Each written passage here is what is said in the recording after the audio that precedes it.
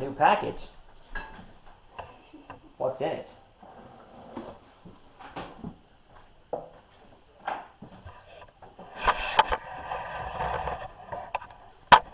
Guacamole, huh? Let's see. Talk about the company. What's wrong?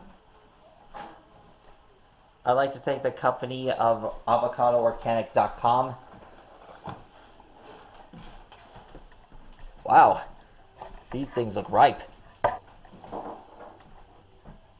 And they're not rough. You have to get right. Okay, rough avocados are the ripe ones, right? Nope, they're not ripe yet. They have to get ripe. Right. Alright then. It's made at a farm. No, don't put it down. Look. I just wanted to look at it. Puree.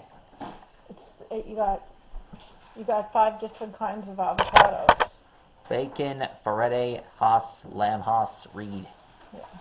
And I admit it. that's the farm. But it's Northern from Farms. Nordine.